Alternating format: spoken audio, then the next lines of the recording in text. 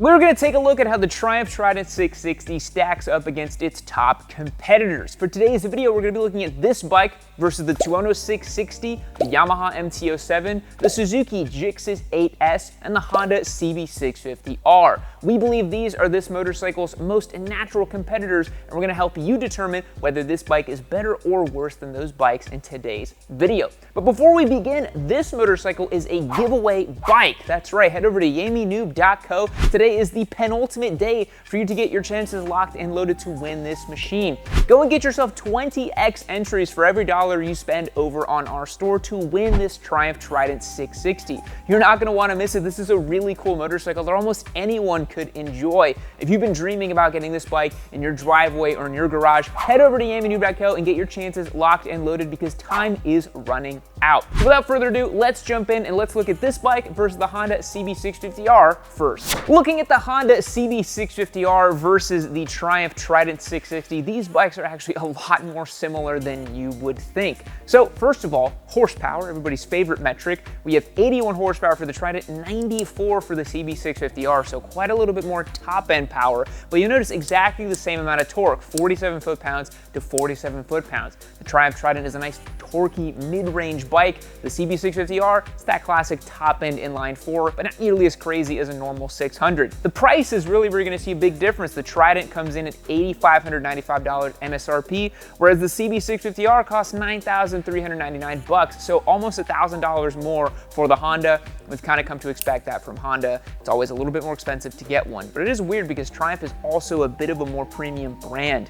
The engines, we have a 660cc 3-cylinder in the Triumph and a 649cc inline 4 in the CB650R, so a little bit lower displacement, but a whole extra cylinder, probably what you're paying for over here. In terms of wet weight, the CB650R is a little bit heavier, coming in at 445 pounds measured ready to ride, whereas the Triumph Trident is 417 pounds. Now the seat height is almost identical as well, 31.7 inches to 31.9 inches. Ergonomically, because I've actually owned a CB650R and given it away, they seat about the same. The CB is a little bit wider than the Triumph. The Triumph's nice and svelte and a little bit lighter weight. In terms of the tech package for the Triumph Trident, you get a rain mode and a road mode and a very rudimentary traction control system. Whereas on the CB650R, you don't have any ride modes, but you do have Honda's torque control modes. So that kind of is a power limitation mode. In terms of suspension, the Triumph Trident rides with a Showa fork at the front, a single function fork, and a preload adjustable shock out back that is not named, whereas the CB650R does have almost I think it's the same Showa fork and a Showa shock out back, so slightly higher spec suspension on the CB650R because you do get a Showa shock out back. In terms of looks, both have that neo-retro flavor. I think both bikes actually look quite similar in terms of their execution. And so if you're looking at a Triumph Trident, you're probably also looking at a CB650R. For my overall verdict, I gave the Triumph Trident an 8.75 out of 10, but I'm gonna give the CB650R an 8.5 out of 10. It's starting to look a little bit long in the tooth. The price is a little bit high, but it's still one of the sweetest and nicest middleweight bikes you can buy, and it serves a wide variety of riders with this kind of in the middle 94 horsepower range. Now let's take a look at the Trident's most obvious competitor, the Yamaha MT-07. Now we're looking at the Trident's most obvious competitor, the MT-07. And remember guys, use the chapters features down below to scroll through and see which bike you want to see me talk about. Now in terms of horsepower, the MT-07 is a little bit down on power, about 6 horsepower less than the Trident at 75 horsepower, but it does feature a little bit more torque at 50 foot-pounds of torque. And I'll tell you, the MT-07 is a torquey beast of a motorcycle. It's a lot of fun to ride, does clutch up wheelies in third and even fourth gear if you're ambitious enough, to be honest. We did a whole detailed ride and review comparison between the Triumph and the MT-07. That video was put out a few years ago and I have changed my opinions a little bit, so stick around and watch me talk about this here right now, because the MT-07, while being a little bit less expensive at $8,199, does feature one less cylinder. It's a parallel twin, meaning 2 cylinders at 689 cc's with a 270-degree crank. So these bikes sound really, really sweet when you put an exhaust on them. They got a nice bark. The throttle is cable actuated and it's really snappy and fun to use. The MT-07 also feels really lightweight and fun to ride because it only weighs 406 pounds. It's a very light little motorcycle, super fun, really rowdy. At a 31.7-inch seat height, it's virtually identical to the Triumph Trident as well. Now, as I mentioned, because it's pretty analog, pretty old school, the bike was debuted in 2013 and hasn't been updated all that much since, it doesn't feature any technology, so to speak. There's no ride modes, there's no traction control. It does come with ABS as standard though. The MT-07 has a KYB fork at the front and a preload and a rebound adjustable shock out back, but I'll tell you, the MT-07 suspension and handling has always been its downside. The Triumph Trident handles much better than the MT-07, so if you're looking at a motorcycle you can really carve through canyons and really enjoy it and start to really push the envelope with, the MT-07 will start to fall apart at that 6 or 7/10 pace. It really does not stand up to the test of a more experienced rider at the helm. The MT-07 also has very polarizing looks. It kind of has that insectoid, android, robot-like appearance, so it's very modern as opposed to the neo-retro softer lines of the Triumph Trident. Overall, I rate the MT-07 an 8.25 out of 10 to the 8.75 out of 10 of the Triumph Trident. I think the Trident is a more complete package, and honestly, as I did mention way back in the day when we reviewed these two bikes together, that I thought the MT-07 was more fun to ride,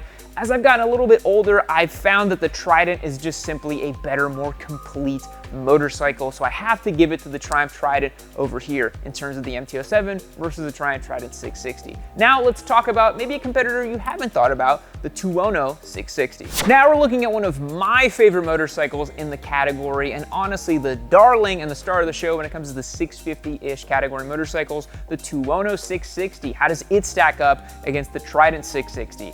Well, it's sort of a case of you get what you pay for, right? The Tuono 660 makes 100 horsepower to the 81 that the Triumph Trident 660 makes. It makes 50 foot-pounds of torque to the 47 foot-pounds of torque that the Trident makes, but it does cost base $10,499, and you can also add in a couple other things or even go up to the factory version, which is even more, but we'll talk a little bit more about that in just a bit. The Tuono 660 is working with a 659cc parallel twin motor with a 270-degree crank, similar to the MT-07. You can kind of think of the Tuono 660 as a refined, more powerful MT-07. It really is such a pulled-together package, and there's one killer feature that I want to talk to you guys through here when we get further down on the suspension and handling components of this motorcycle. The wet weight is 403 pounds for the Tuono 660, so a little bit lighter than the Trident, but not much to be honest.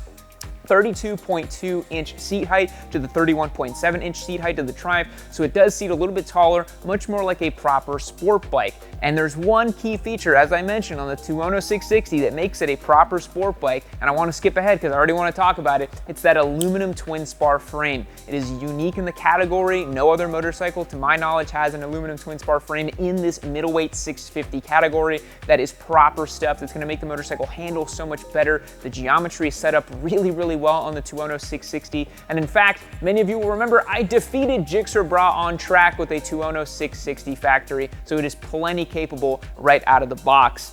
In terms of tech, the Tuono 660 has a lot going for it. You have 5 different ride modes, a TFT display, wheelie control, traction control. You can also add a 6-axis IMU, which is a system that's going to control the motorcycle and all 6 axes of rotation. You can add quick shifter up and down. Those are both $200 options, which, as I mentioned, is going to jack up the price on the Tuono 660 quite a bit. The Tuono 660, if you don't get the factory version, doesn't have a name brand suspension, but it does have a fork that works pretty well. It's preload adjustable and rebound adjustable up at the front, and preload adjustable and rebound adjustable out back on the shock as well. I find the Tuono 660 to be a beautiful handling motorcycle. I really got along with it very well, both on street and on track. We gave one away last year. Go and check out all the content we have on the Tuono 660 if you want more information on that. The styling on the Tuono 660 is very modern. It's kind of a naked bike, not really a naked bike. It does have a bit of a fairing and a tall handlebar. The ergonomics are similar to the Triumph Trident, but it's definitely a way different look and feel of the neo-retro looks of the Triumph Trident. Overall, I rate the Tuono 660 a hard 9 out of 10. It's a fantastic motorcycle, really, really fun to use in almost every condition. I really think Aprilia knocked that out of the park. But it does have some weird quirks. Most notably, the engine has a very kinked power band. You have to actually rev it out. It's not that linear, whereas the Triumph is nice and linear. I find the electronic suite to be really peculiar and hard to use on the Tuono 660. So if you're looking for a more normal, everyday, usable motorcycle, I do think the Triumph makes a better option, but there's no doubts about it. The Tuono 660 just simply is a more complete and better motorcycle than the Triumph Trident in almost every single way, shape, and form. But you will have to pay $2,000 more for the privilege. Now let's look at the final competitor, the Suzuki GSX-8S, which is one that you guys might not have thought of. Last but certainly not least, we have Suzuki's GSX-8S, the newest bike on this list today, and one that I wanted to talk about because the price is just so dang compelling. So, we feature a price of $8,849 to the Triumph Trident's $8,595. Very close, less than 300 bucks difference. You get 82 horsepower and 58 foot-pounds of torque, so quite a bit more torque, about 11 more foot-pounds of torque, because that motor is a 776cc parallel twin with a 270-degree crank. However, it is a little bit heavier at 445 pounds. The Suzuki is not using any space grade or lightweight aluminum materials. Everything's steel and a little bit heavier and a little bit more cumbersome. That's where they save costs. The seat height is very similar at 31.9 inches. This motorcycle also features 3 different riding modes to tailor whether you want a lot of power, no power, or a little bit of power, A, B, and C modes. You get quick shifter as standard. You don't get lean sensitive 6-axis IMUs or anything like that. It's a pretty bare bones suite of electronics on the GSX-8S because, again, consider this price point. It'd be pretty crazy if they could also include a 6-axis IMU in there. Looking at the front suspension, you have a KYB fork that's non-adjustable and a KYB shock that only has preload adjustability as well. And in terms of the looks, the Suzuki GSX-8S is very similar to the Yamaha MT-07, actually kind of suspiciously so. If you look at the 2 headlights of both machines, you're like, they definitely copied their homework a little bit, but it kind of has that insectoid, bug, modern kind of look to it, where again, the Triumph is much more neo-retro, much more classic looking. So the GSX-8S makes a very strong case for itself in terms of value for money. For under 9,000 bucks, you're getting 82 horsepower, 58 foot-pounds of torque, a great torquey twin-cylinder engine, nice modern electronics, a nice handling motorcycle. So you might say, Yam, what do you rate it? Well, I actually can't rate it because I've never ridden the Suzuki GSX-8S, but I feel it compares pretty favorably to the Triumph Trident 660, although if it were my money, I think I would still pick a Triumph Trident just because it's a little bit more normal looking, it's a little bit more kind of usable every day all around, but I would really love to ride a Suzuki GSX-8S and see what it's all about and see how it would compare to something like the Triumph Trident or the Honda CB650R or the MT-07 from Yamaha or even the Tuono 660. So folks, that's gonna wrap it up for today's video. I think the Honda CB650R is the closest competitor and probably the closest to the Triumph Trident. It's the one that I would really kind of wager would be a little bit better, a little bit worse, kind of right there. I think the MT-07 is a little bit worse, unfortunately. The Tuono 660 is a whole lot better, but you do have to pay for it. And the GSX-8S, for me personally, is a little bit of a question mark because I have not ridden it yet, but on paper, it looks to be a very strong competitor as well. Let me know in the comments down below which of these 4 motorcycles we talked about today that you own or have ridden and how you feel it compares to the Triumph Trident. I would love to hear your feedback. And remember, the Triumph Trident is a giveaway motorcycle. Head over to YamiNoob.co. It's penultimate day. Get 20x entries for every dollar you spend over on the store. You're not going to want to miss it because this is a really, really cool giveaway. We have a ton of amazing giveaways coming to round out the end of 2023. We'll catch you guys in the next one. See you later. You've made it to the end of another YamiNoob video. Aren't you just a special little cookie? Aren't you just something so great? Aren't you just, look at you, you're just so freaking cute. Why don't you go ahead and click on the next video?